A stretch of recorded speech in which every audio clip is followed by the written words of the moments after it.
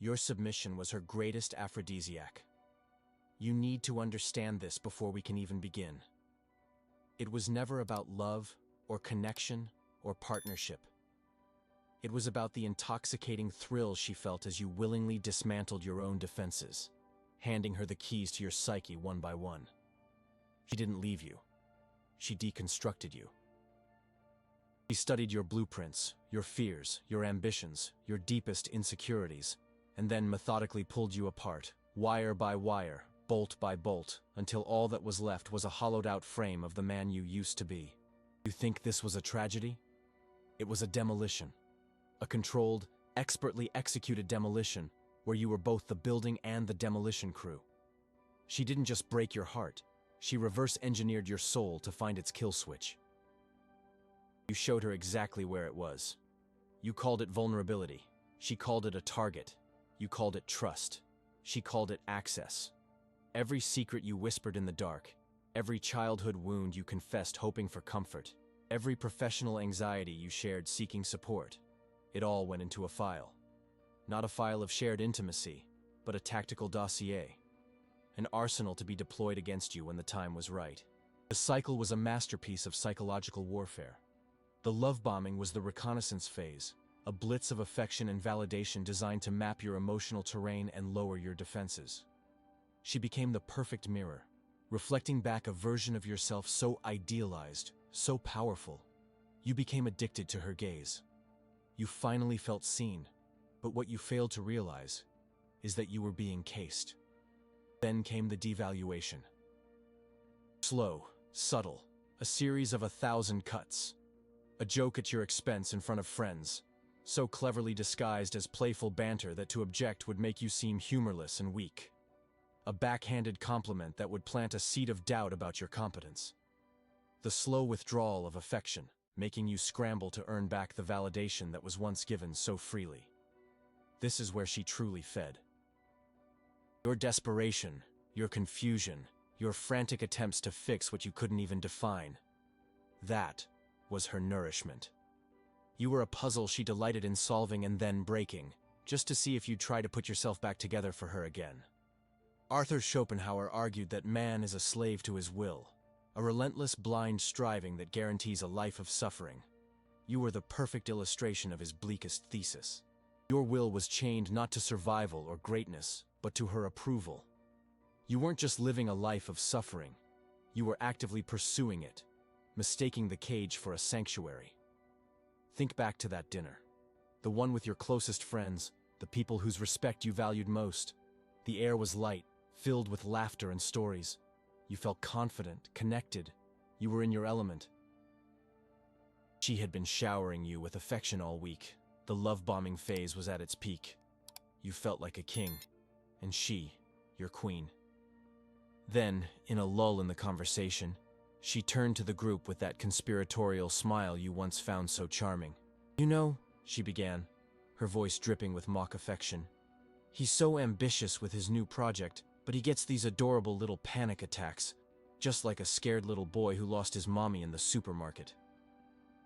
She delivered the line with surgical precision, a perfect blend of feigned concern and public castration. The table fell silent for a fraction of a second, before a few of your friends, unsure how to react, let out nervous chuckles. Her smile widened. She had just taken your most private vulnerability, a fear you had shared with her in a moment of profound trust, and turned it into a public punchline. A piece of light entertainment. In that moment, you were paralyzed. Every possible response was a trap. If you got angry, you would be proving her right. You were unstable, overly sensitive. If you tried to laugh it off, you would be validating her betrayal, signaling that your dignity was available for public amusement. You said nothing. You were simply a defeated man. You chose silence. A thick, suffocating silence that confirmed your humiliation. You looked at her, and for the first time, you didn't see the woman you loved. You saw a strategist. A cold, calculating operator who had just successfully field-tested a new weapon from her arsenal. Your own soul. You could feel the power in the room shift, flowing away from you and directly to her. She had established dominance not by raising her voice, but by using yours against you.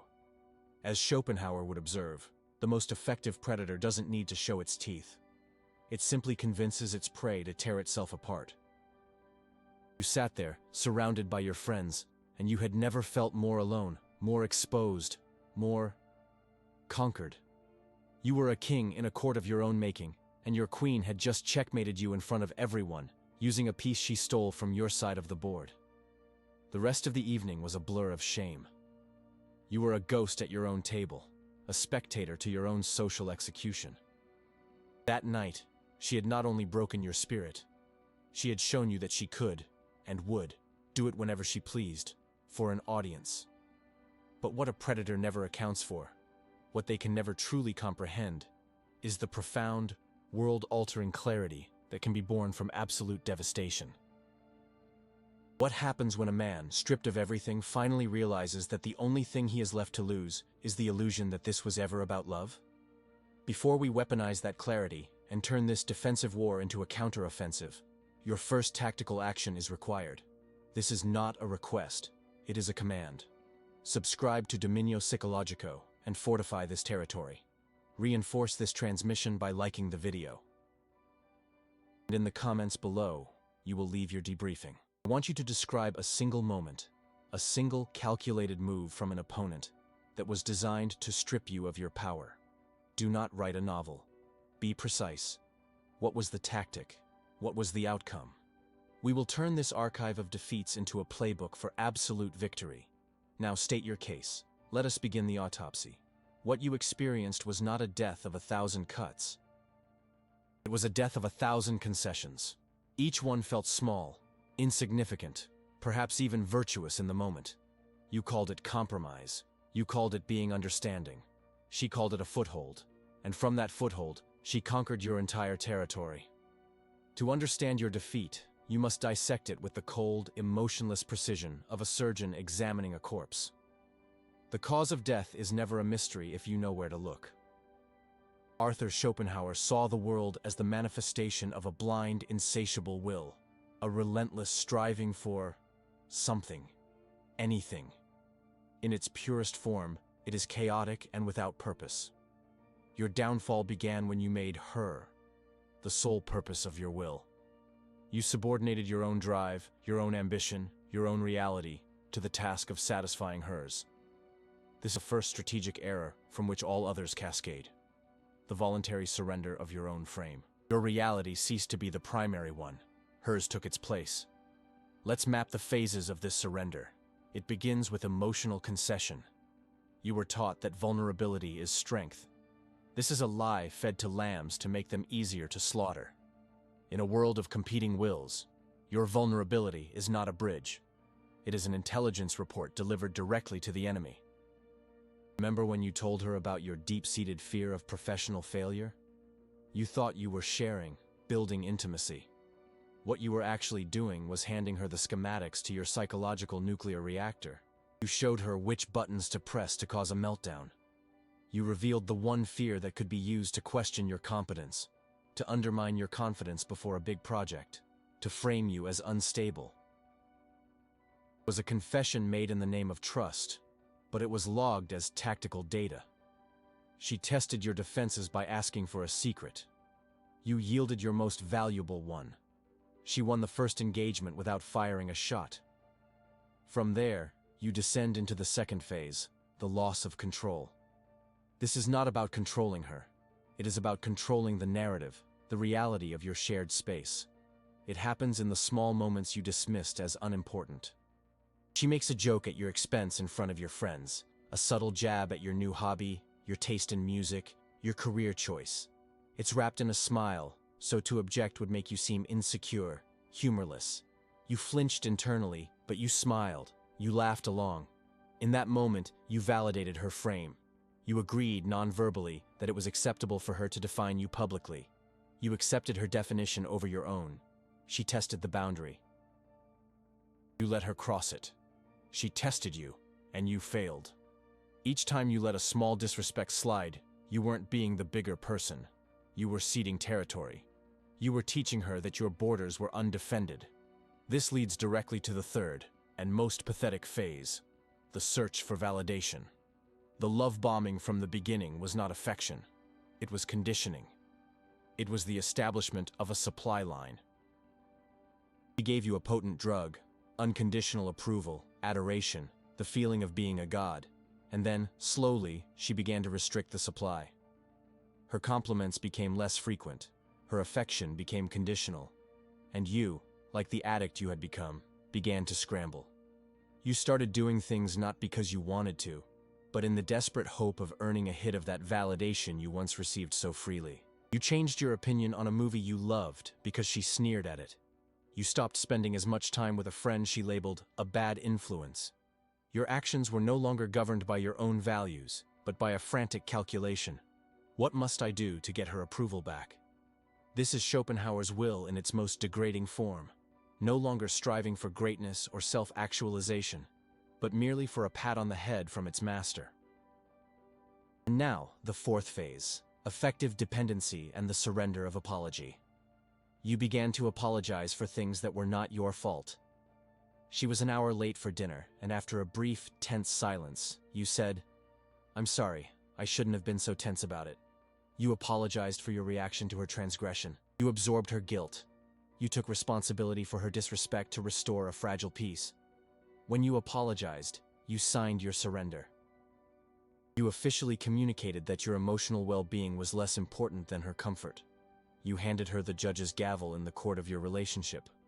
From that point on, she was the arbiter of right and wrong, and you were a permanent defendant, always pleading for a lesser sentence. You apologized for wanting to see your family. You apologized for being tired after a long day of work. You apologized for existing outside of her immediate needs. Each apology was another link in the chain. The final phase is the breaking of silence. Not the strategic silence of power, but the desperate pleading noise of the defeated. You finally confronted her. But how did you do it? You didn't state a boundary. You didn't deliver an ultimatum. You explained. You pleaded for her to understand your feelings. You laid out your pain, hoping for empathy, for a flicker of the woman you thought she was. But you were not speaking to an ally. You were presenting a damage report to your conqueror. Your emotional plea was not heard as a call for connection. It was heard as the beautiful sound of your breaking. It was confirmation of her absolute power over your emotional state. While you talked, she was silent. You mistook her silence for contemplation. You thought she was listening, processing. You fool. Her silence is dominance, not inattention. In that silence, she was watching your will collapse in real time.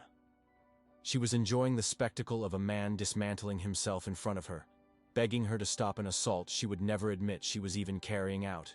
Perhaps you are listening to this, and your mind is already formulating objections. But relationships are about compromise. I was just trying to be a good modern man, not some unfeeling monster. Vulnerability is supposed to be a sign of confidence. These are the comforting lies you tell yourself to obscure the brutal truth of your abdication. You weren't compromising. You were capitulating. You weren't being a good man. You were being a weak one. And you confused the act of handing an enemy your weapon with a show of strength. There is no nobility in a foolish surrender. The world, as Schopenhauer understood, is not a cooperative venture. It is a battleground of wills. To enter this battlefield unarmed, believing in the inherent goodness of your opponent, is not virtue. It is suicide. Before we reforge your will into a weapon, you must first commit to the new command structure. This is not a negotiation. Subscribe to Dominio Psicologico now. Fortify your position by liking this video and activating all notifications so you never miss a strategic briefing. And now, provide your intelligence report in the comments. I want you to answer a single critical question. What was the first lie you told yourself to justify a concession you knew was a mistake? Was it, "She's just stressed"? Was it, "It's not a big deal"? Was it, "I'm doing this for us"? Name the lie. Expose the self-deception that started your fall. We will use this archive of shared weaknesses to build an impenetrable defense. Your fall was not a dramatic, cinematic event. It did not happen under stadium lights with a roaring crowd. It happened in the silence, It happened in the hesitation before you spoke your mind. It happened in the forced smile you wore after an insult. It happened in the yes you uttered when your entire being screamed no. It happened in the 1,000 quiet moments where you chose her comfort over your own dignity. You think she broke you? No. She simply applied pressure, methodically, until you broke yourself. She handed you the tools of your own demolition, and you dutifully went to work, believing you were building a temple. You were not a victim of a hurricane. You were the man who dismantled his own house, plank by plank, because he was promised the storm would be gentler that way. But the storm always comes, and now you stand in the ruins with nothing but the cold wind for company. You must understand this, deep in your bones. You are here because of choices you made. You are alone.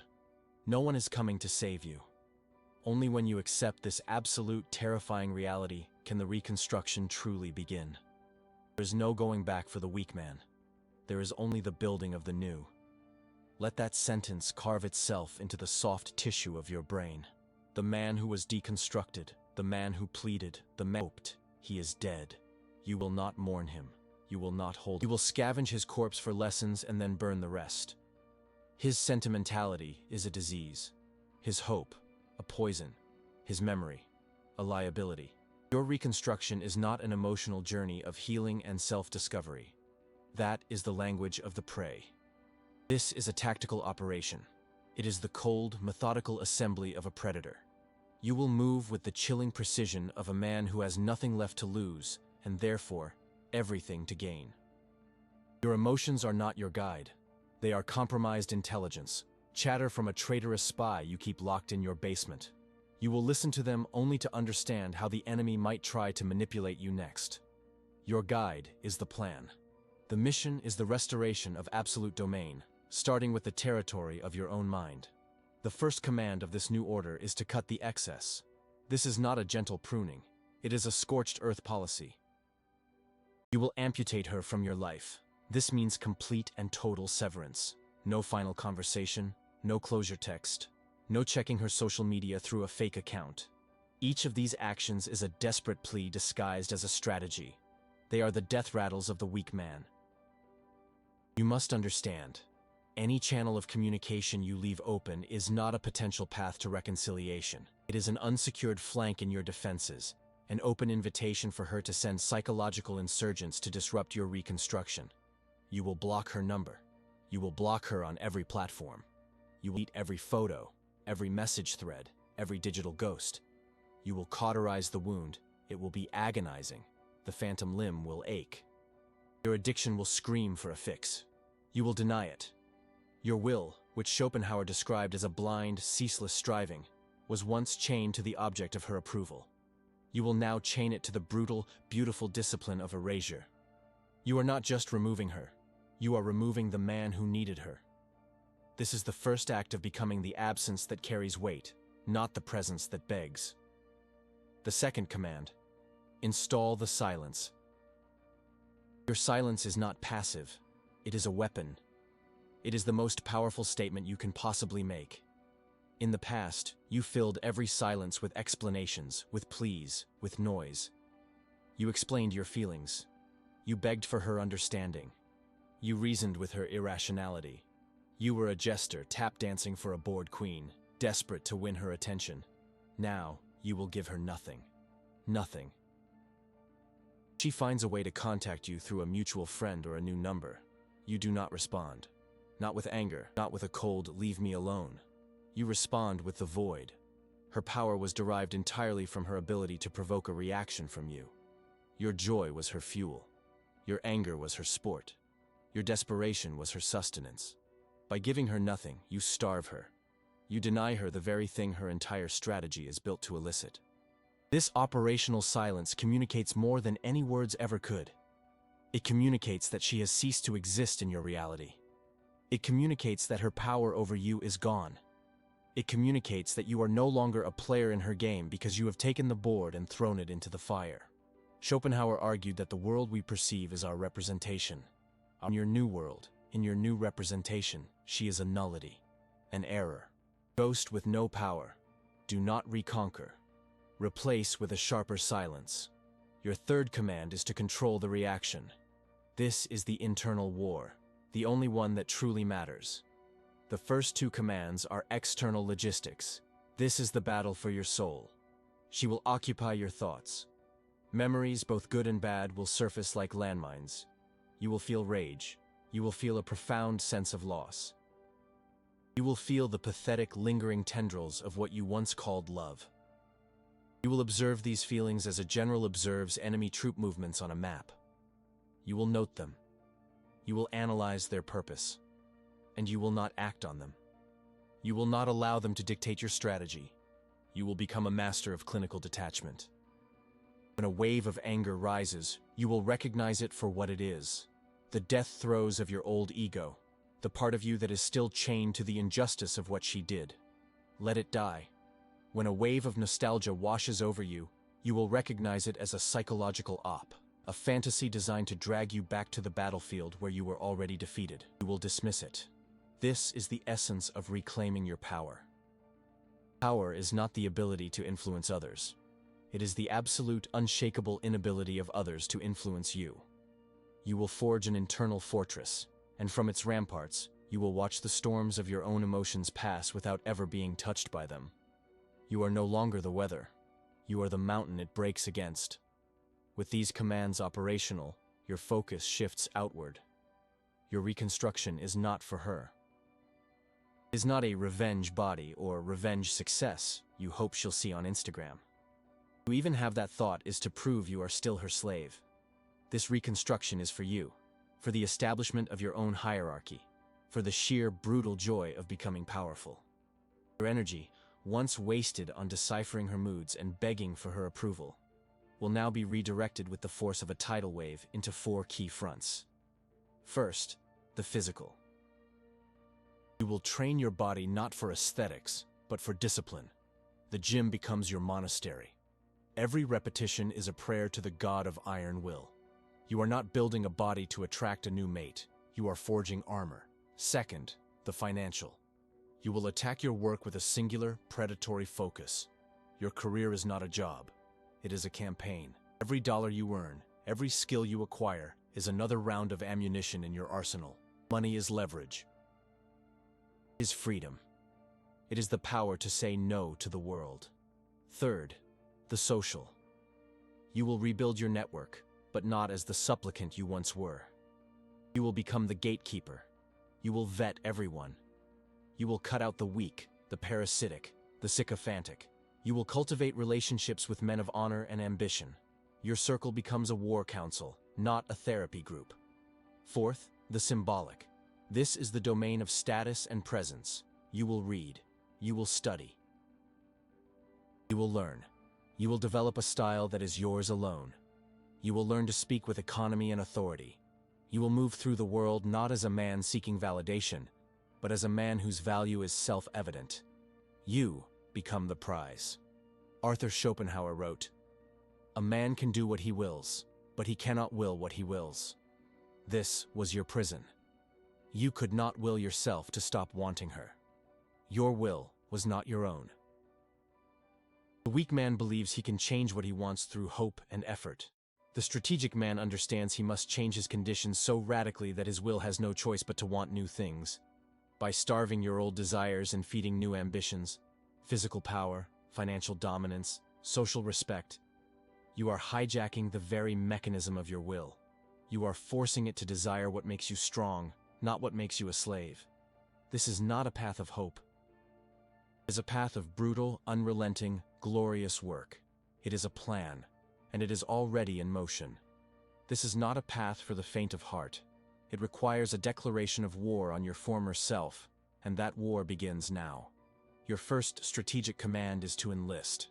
Subscribe to Dominio Psicologico and make this your fortress. Reinforce this position by liking this video, a signal that you have received and understood this transmission. Activate all notifications so you never miss a command. Now, report in the comments below. I do not want your stories of pain. I want your declarations of intent. What is the single most powerful action you will take in the next 24 hours to begin cutting the excess from your life? Will you delete the photos? Will you block the number? Will you cancel the shared subscription? Declare your first move. Make it a public oath. We will hold you to it. Remember this: a man who wants to be loved will be discarded. A man who imposes his presence will be feared. And it is far, far better to be feared and respected than to be loved and then destroyed. Your pain gave you clarity. Now, that clarity will make you a king. You are not recovering from the storm. You are becoming it. The devastation was merely the clearing of the ground upon which your new empire will be built. Now begin construction. The verdict is in. The case is closed. The autopsy of the man you were is complete, and the cause of death is no longer a mystery. It was not murder. It was suicide, executed by 1,000 concessions, orchestrated by an enemy who never had to fire a shot because you willingly disarmed yourself. You stood on the battlefield of your own life, handed her your sword, and then marveled at the precision with which she ran you through. That is the truth from which your new world will be built. No going back. There is no healing. There is only the cold, hard, glorious process of forging a god from the wreckage of a man. Let us return to the scene of your execution. That dinner party. That moment of public castration where your deepest vulnerability was turned into a party trick. For months, perhaps years, that memory has been a ghost, haunting your quiet moments. A constant burning reminder of your weakness, of her absolute power.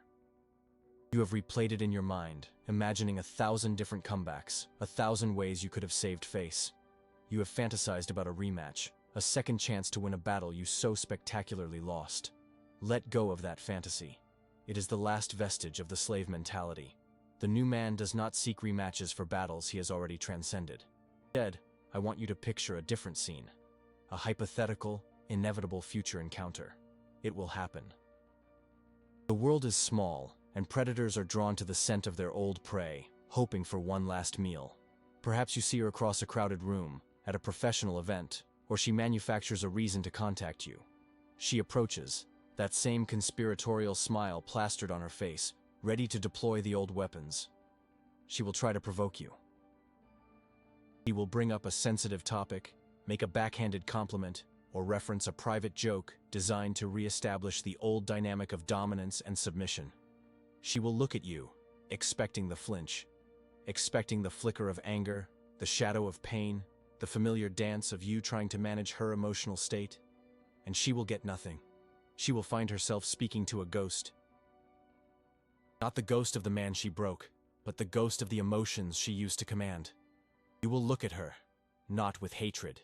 Hatred is an investment, a confession that she still matters, but with a calm, profound, and soul-destroying indifference. It is the look a geologist gives a common rock. It is noted, classified, and immediately forgotten. You will not engage. You will not argue. You will not defend. You will not explain. If a direct response is socially unavoidable, you will give her short, factual, uninteresting answers. You will become a gray rock, a boring, lifeless surface off which her psychological artillery harmlessly ricochets. This is not a passive act. It is the most aggressive, most dominant strategy you can deploy. You are denying her the very oxygen her ego needs to survive, your emotional reaction. You will watch as the smugness in her eyes is slowly replaced by confusion, then frustration, and finally, a flicker of something she has never felt in your presence before. Impotence. She is a master puppeteer, and you have just cut your own strings. She is left on stage, frantically pulling at levers that are no longer connected to anything. This is the final resolution. It is not a dramatic confrontation where you deliver a scathing speech and walk away as an explosion goes off behind you. That is a movie. This is war. In real war, the most devastating victory is the one where the enemy is rendered so completely irrelevant that they cease to be a factor in your strategic calculations. You have not flipped the chessboard in anger. That would still be playing her game. You have simply stood up, walked away from the table, and left her to play against herself in an empty room. Her victory at that dinner party was meaningless, because the man she defeated no longer exists. She holds a trophy for winning a tournament that has been permanently cancelled. Her power was a parasite that fed on your will. By reclaiming your will and directing it inward, toward your own ascent, you have starved the parasite. It will wither and die, and you will not even notice its passing. Respect is not requested, it is commanded. It is not earned through niceness or compromise. It is imposed through the sheer, undeniable gravity of your presence, and more powerfully, through the chilling weight of your absence. When you vanished from her life, you did not leave a void to be filled. You created a place where her light, her charm, her manipulations, and her drama simply cease to exist. You become the man she cannot read, the man she cannot provoke, the man she cannot understand. And in the dark theater of her mind, where she is the only audience, that will be the most terrifying horror movie she has ever watched. She will begin to doubt her own power, her own judgment. The foundation of her reality was built on her ability to control you. By demonstrating that she has zero control, you do not just take back your power, you shatter the very source of hers. This is the nature of true emotional vengeance. It is not a hot, fiery act of retribution. It is a cold, silent, and permanent restructuring of reality. Your success, your discipline, your new life, none of it is for her. It is not a performance for an audience of one. It is the construction of your own empire, on your own terms, for your own reasons. She happens to see the walls of your fortress rising in the distance. It is of no consequence to you. You are not building them to keep her out. You are building them because that is what kings do. Her memory, once a source of agonizing pain, will become a clinical case study, a reminder of the tactical errors of a previous administration. You will look back on the man who apologized for his own feelings, who compromised on his own dignity, who pleaded for the validation of his own destroyer, and you will feel nothing but the cold pity a predator feels for its evolutionary ancestor. He had to die so that you could be born. The time for theory is over. The time for execution is now. Your final command in this briefing is to solidify your commitment to this new order. Subscribe to Dominio Psicologico. This is your new command center, your strategic fortress in a world designed to make you weak. Reinforce this position by liking this video to signal your allegiance to this new philosophy of power.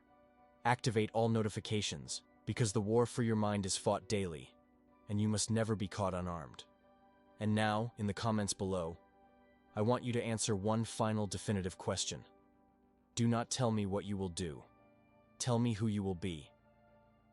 What is the one fundamental truth about yourself that you will no longer apologize for existing? Is it your ambition, your standards, your need for solitude, your refusal to accept disrespect? Carve that truth into the digital stone below. Make it a public declaration of your new constitution. Your war was never with her. It was with the man who was willing to lose himself to win her. That man is dead. Your war is over. Your reign has just begun.